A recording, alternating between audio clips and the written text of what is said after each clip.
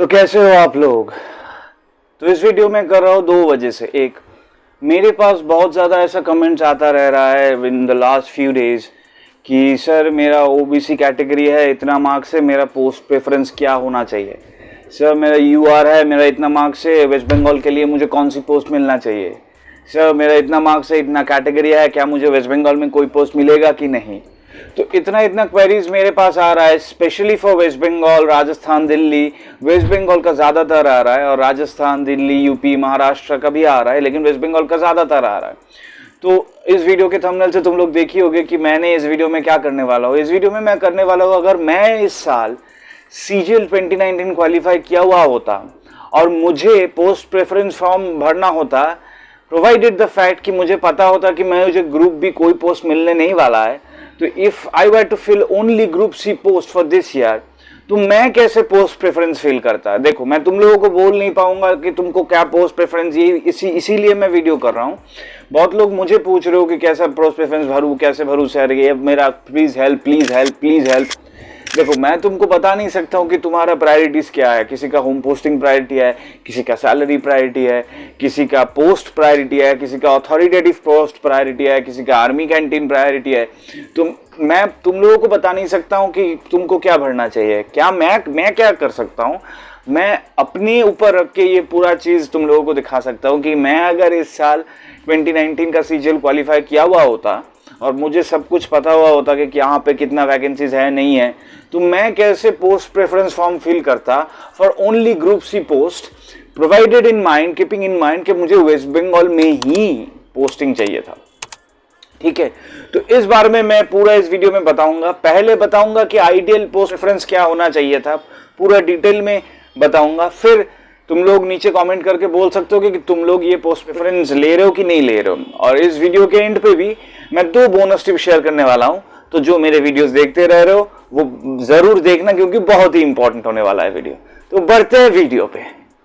हाय, जो लोग मुझे पहचानते नहीं है उसके लिए मैं बता देता हूँ, मेरा नाम है प्रत्यय गांगुली। मैं कौन हूँ, मैं सीएजी में अकाउंटेंट काम कर रहा हूँ फ्रॉम 2018 ऑनवर्ड्स। मैंने कितने बार सीजीएल दिया था, 2 बार दिया था, 14 और 16 में। मुझे 14-16 में कितना मार्क्स मिला, मेरा क्रेडेंशियल्स कितना था, मैं क्यों टीए ज्वाइन किया था मुंबई कस्टम्स में, 14 में 2 साल काम किया, फिर मैं क्यों सीएजी आ गया, क्यों मैं एक्साइज इंस्पेक्टर छोड़ दिया था और क्यों मैं सीएजी चूज किया था just for coming to home stay. मैं ये पूरा क्रेडेंशियल्स एंड डिटेल्स में आई बटन में शेयर कर देता हूँ। मेरा ये प्लेलिस्ट है, माई इंट्रोडक्शन मार्क्स, वहाँ पे जाके जो लोग मुझे पहचानते नहीं हो वो लोग देख सकते हो। और एक बात मैं बताना चाहता हूँ कि मेरा जो यहाँ पे जो सीरीज चल रहा है, बहुत सारा प्लेलिस्ट में कर दिया हूँ। जो लोग तुम इस साल डॉक्यूमेंट वेरिफिकेशन के लिए जाने वाले हो या चले गए हो या फिर और भी डेट्स में जाने वाले हो, बंगाल से हो, बिहार से हो, यूपी से हो, जहाँ से भी हो, मुझे बहुत जगह से फोन वोन भी आ रहा है कि ओबीसी सर्टिफिकेट क्या करूँ, ये करूँ, वो करूँ। तो तुम लोगों के लिए मैं बता देना चाहता हूँ कि ये डीवी का एक पूरा प्लेलिस्ट है मेरे पास, मैं आई बटन में शेयर कर देता हूँ। सीजीएल 2019 डॉक्यूमेंट वेरिफिकेशन डिटेल्स, कौन सी पॉइंट आपको याद रखना चाहिए। मैं सोच रहा हूँ एक दो दिन में और एक वीडियो बनाऊं regarding the important points to note about DV, कौन सी डॉक्यूमेंट्स आपको ले जाना चाहिए, ये मैं सोच रहा हूँ। तो ये जो प्लेलिस्ट है वहाँ पे जाके एक बार देखना, अगर तुम इस साल डीवी देने वाले हो। और अगर नेक्स्ट साल भी डीवी देने वाले हो तो नेक्स्ट साल की वजह से भी आज यहाँ पे देख लेना कि क्या क्या क्या क्या प्रोसीड्योर फॉलो करना होता है।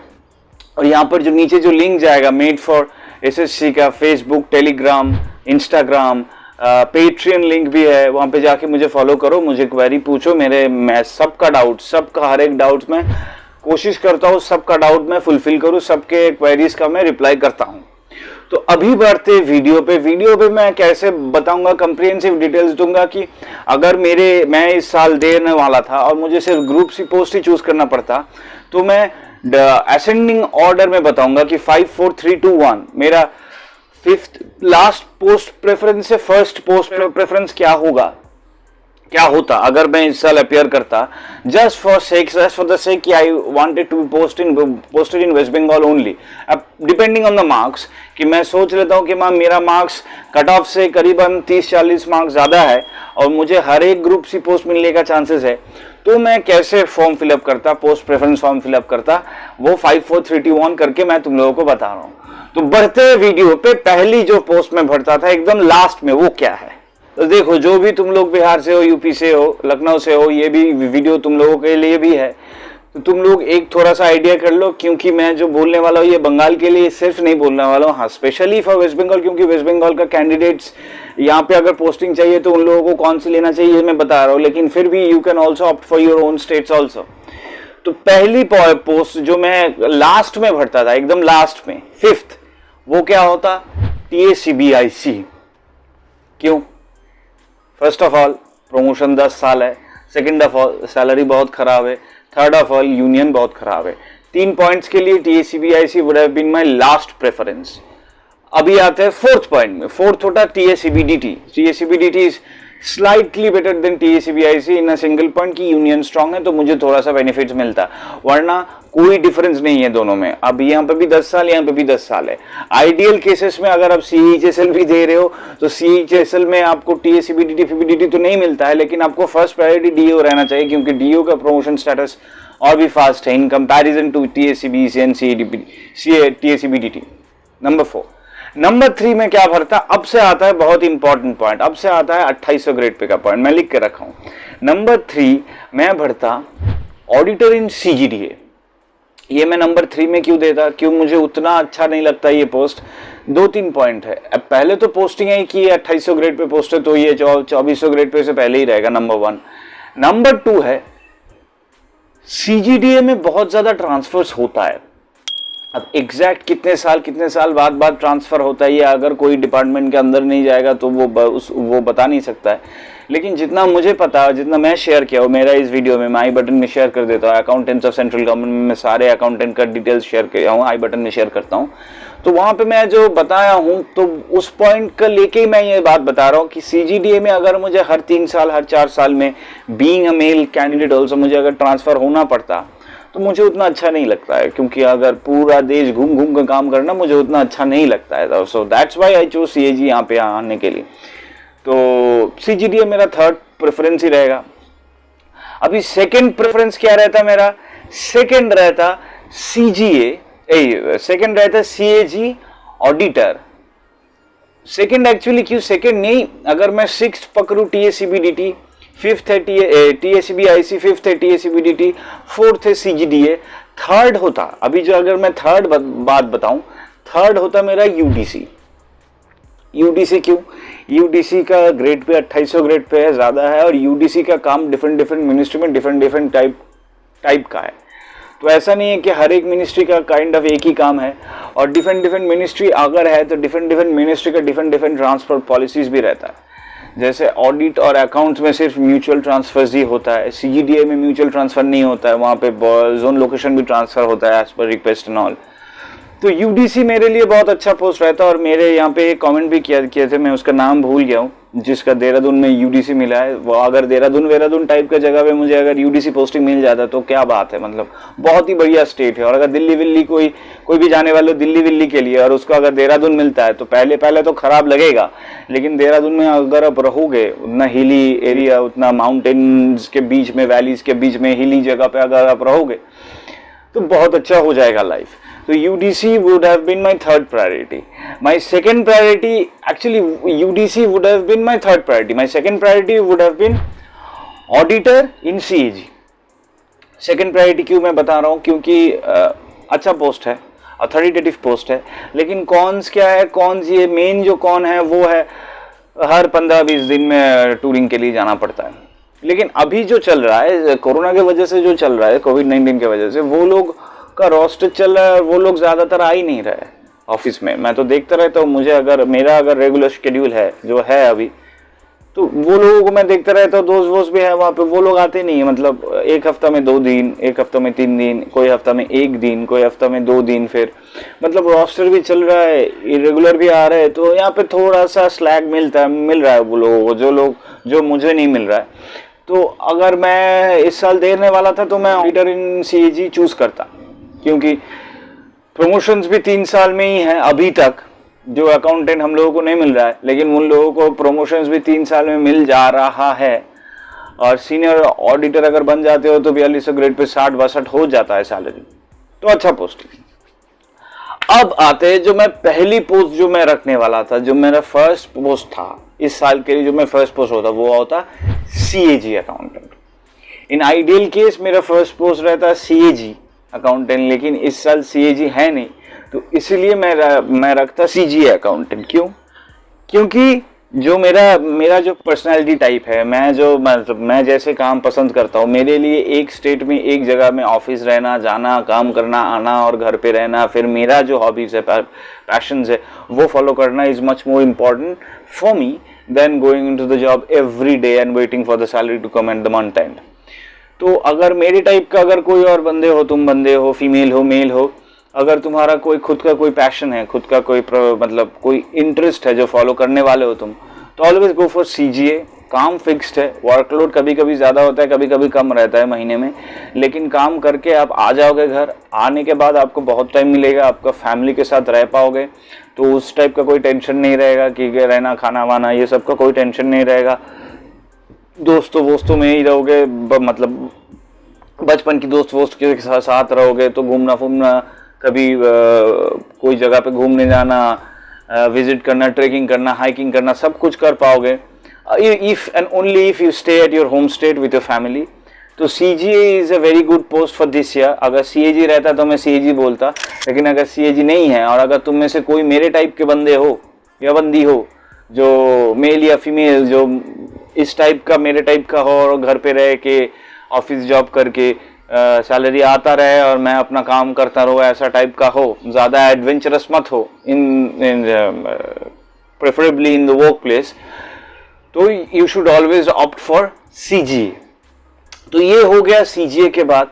अब आते हैं बोनस टिप में, जो इस साल के लिए जो लोग पोस्ट प्रेफरेंस फॉर्म भरने वाले हो, वो ये दो बोनस टिप जरूर याद रखना, क्योंकि ये दो बोनस टिप की वजह से ही तुम लोगों का पोस्टिंग प्रेफरेंस और पोस्टिंग डिटेल्स में चेंज होने वाला है और जिंदगी बदलने वाला है किसी किसी का इस साल के बाद।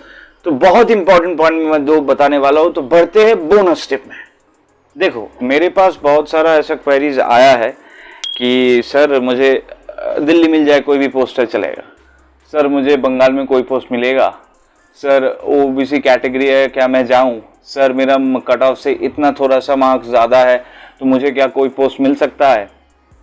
तो इस सब के वजह से मैं 2-3 चीज़ आपको बोलने वाला हूं, और प्रेफरेबली उस चीज़ के लिए मैं बोलने वाला हूं जो लोग अकाउंटेंट्स के लिए जा रहे हो, 2800 ग्रेड पे 2400 ग्रेड पे के लिए जा रहे हो, तो स्पेशली ये 2 पॉइंट ज़रूर सुनना, क्योंकि ये 2 पॉइंट मैं बार बार बताया वीडियो में, मैं फिर से बता रहा हूँ। Transfer postings are important points to note. Number 1 में ट्रांसफर पोस्टिंग में बता देता हूँ, CGA और CAG, auditor in CAG, CGA accountant, ये दोनों में सिर्फ और सिर्फ म्यूचुअल ट्रांसफर ही होते हैं। तो अगर तुम लोगों में से कोई किसी को भी लग रहा है, अगर तुम लोगों को लग रहा है कि मैं इस साल दिल्ली चला जाता हूँ, 3 साल बाद मैं इस साल मतलब राजस्थान चला जाता हूँ, 3 साल बाद मुझे तो ट्रांसफर मिल जाएगा CAG मतलब CGA में मैं आ जाऊँगा, ऐसा नहीं होता है। CGA में अगर एक टाइम तुम्हें होम पोस्टिंग नहीं मिला, तो तुम्हें बाहर में जाके काम करने के बाद तुम्हें होम पोस्टिंग के लिए यहाँ पे कोई म्यूचुअल का बंदा ढूंढना होगा जो तुम्हारे साथ म्यूचुअल में ट्रांसफर लेगा। he or she will come to Rajasthan and you will go to Delhi, or vice versa depending on your priorities of your home state. इसको छोड़ के CGA में कोई मिनिस्ट्री में ट्रांसफर नहीं होता है, CAG में भी म्यूचुअल ट्रांसफर छोड़ के कुछ नहीं होता है, WO तक कुछ नहीं होगा, ऑडिटर में कुछ नहीं होगा एक्सेप्ट फॉर म्यूचुअल ट्रांसफर। तो ये बात जरूर दिमाग में बिठा के जाना, क्योंकि अगर 2 साल तुम चले गए विदाउट द एग्जैक्ट इन्फॉर्मेशन, फिर 2 साल के बाद लग रहा है नहीं मैंने तो सोचा था ट्रांसफर मिल जाएगा, मुझे ये यूट्यूब वीडियो में देखा था, वो यूट्यूब वीडियो में देखा था कि मिल जाता है, ये हो जाता है, वो जाता है, क्यों नहीं मिल रहा है, मैं कोशिश करता हूँ, फिर आप लोग फ्रस्ट्रेट हो जाओगे। मेंटल प्रिपरेशन रख के जाना कि अगर मुझे म्यूचुअल का कोई बंदा नहीं मिलता है, प्रेफरेबली मिल जाना चाहिए आफ्टर 2-3 इयर्स, लेकिन अगर नहीं मिलता है तो मैं यहाँ पे रह सकता हूँ।